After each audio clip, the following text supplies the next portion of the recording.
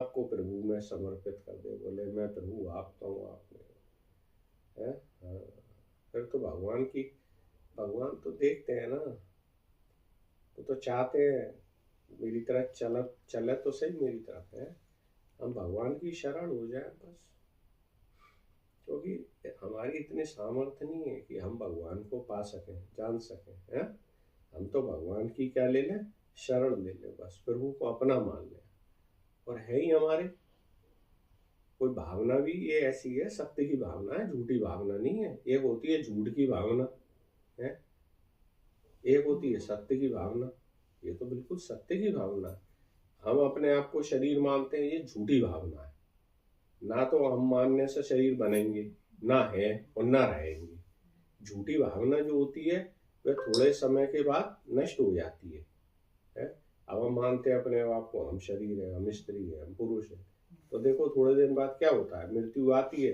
ये भावना जो करी थी मैं फलाना हूँ, मैं फलानी हूँ, सब खत्म हो जाता है ना, क्योंकि झूठी भावना थी। लेकिन मैं भगवान का हूँ, भगवान मेरे है, नई भी भावना करोगे ना तो भी भगवान हमारे हैं। तो ये सत्य की भावना है।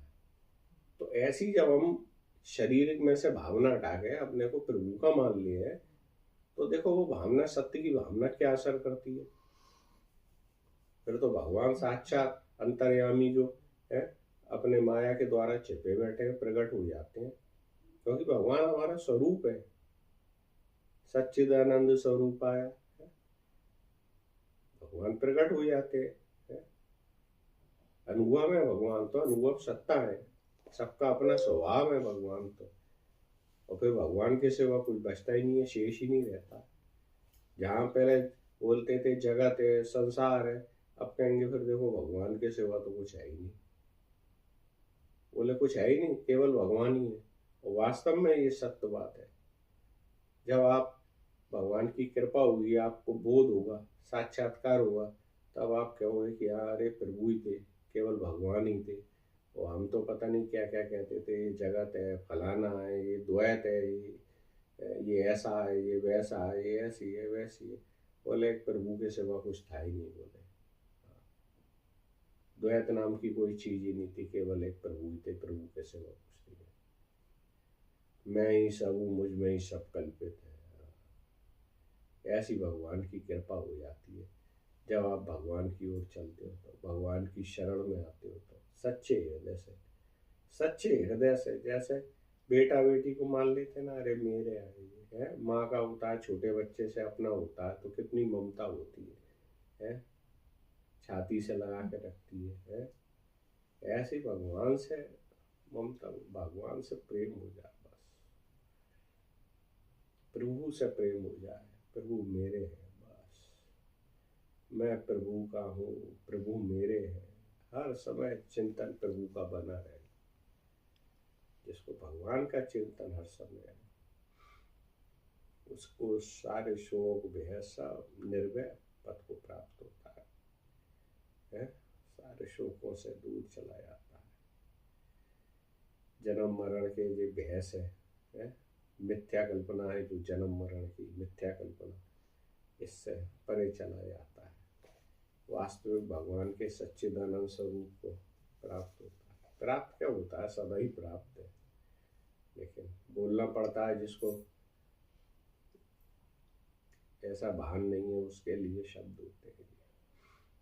इसलिए ज़्यादा तो कहने से क्या, बस इतना ही कि प्रभु को अपना मानो, क्योंकि वास्तव में प्रभु हमारे हैं और संसार हमारा नहीं है, देह हमारा नहीं है।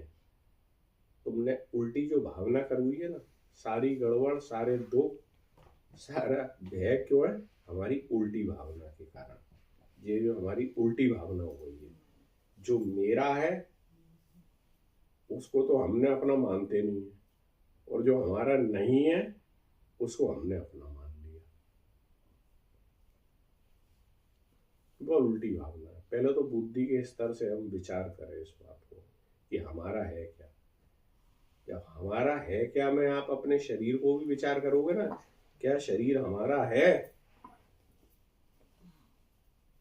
कितना भी पढ़ा लिखा हो वाले, एक विचार तो करके देखे। हम मना नहीं करते किसी बात की, भगवान की पूजा करो, सब करो, लेकिन एक विचार पूर्वक बुद्धि बुद्धि युक्त होके, है ना, भगवान की। हालांकि देखो बुद्धि का विषय नहीं है, लेकिन फिर भी समझ तो होनी चाहिए ना, है। आप विचार करके देखो, क्या शरीर हमारा है? तो शरीर भी हमारा अपना नहीं है। ये भी बेचारा हाड़ मांस रक्त का बना हुआ है। शरीर नहीं था तो भी हम थे, और शरीर आगे नहीं रहेगा तो भी हम है। अगर मान लो हमारे दोनों पैरों को काट दो तो क्या हम नहीं रहेंगे? दोनों हाथों को काट दो तो भी हम रहेंगे। शरीर के अंगों को काट दो उसके बाद भी तो हम रहते हैं। होते नहीं है, किसी किसी के पैर भी नहीं है, हाथ भी नहीं है, हैं? कुछ नहीं है, फिर भी रहता तो है ना। शरीर नहीं रहता तो भी रहते हैं।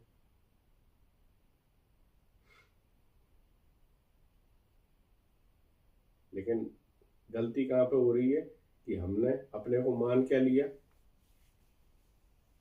शरीर तो मनुष्य शरीर है, भगवान ने एक साधन के रूप में दिया, क्योंकि एक ऐसा शरीर है ये, इसी के द्वारा हमें क्या हो सकती है? हमारी मूर्खता अज्ञानता मिट सकती है और हमें भगवत प्राप्ति हो सकती है। हालांकि भगवत प्राप्ति देखो सबके हृदय में भगवान है, बाहर भीतर सर्वत्र है। जैसे आकाश घड़े के भीतर भी है और बाहर भी है, ऐसे प्रभु तो सबके हृदय में, बाहर भीतर सर्वत्र है। लेकिन हमारी अज्ञानता क्या मनुष्य शरीर में मिट सकती है? सत्संग के द्वारा, प्रभु की भक्ति के द्वारा। तो हम विचार करेंगे तो हमारा शरीर के साथ केवल इतना ही संबंध है जैसा एक गाड़ी में गाड़ी के साथ संबंध होता है। मान लो कहीं हमें दूर जाना है, कलकत्ता जाना है, तो गाड़ी में बैठ के जाएंगे ना। अब गाड़ी में बैठेंगे तो गाड़ी में बैठ के कोई गाड़ी तो नहीं हो जाएंगे। उसका काम ये है गाड़ी का कि हमें ले जाएगी और कलकत्ता छोड़ देगी, गाड़ी से उतर जाएंगी। ऐसे ही प्रभु ने ये मनुष्य शरीर दिया है। क्यों दिया शरीर? केवल इसलिए कि अब इसके द्वारा हम भगवत प्राप्ति कर सकें। मनुष्य शरीर ही क्यों दिया? केवल इसीलिए, नहीं तो फिर गधे का भी दे सकते थे भगवान।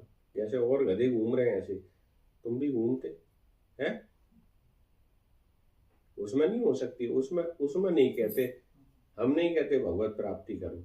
अब गधों को तो ना कहते हैं भगवत प्राप्ति करो, लेकिन मनुष्य तो क्या बन गया? गर्दभ बन गया। भगवान ने दिया था मनुष्य शरीर किस लिए और काम कौन से कर रहा है वो?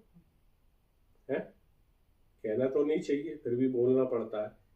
पशुओं वाले मनुष्य के लिए भगवान ने एक ही धर्म दिया, एक ही कर्म दिया, बोले भगवत प्राप्ति करो, है। लेकिन वो उसको भूल गया मनुष्य। और कोई योनि देखो, 84 लाख योनियां है। अच्छा बताओ, चलो कौन सी ऐसी योनि है जिसमें भगवत प्राप्ति हो सकती है? बताओ, मनुष्य के अलावा बताओ हमारे को ऐसी कौन सी योनि है जिसमें भगवत प्राप्ति हो सकती है? अरे बोलो ना। कोई नहीं है, कोई नहीं है। क्यों भाई, कोई है?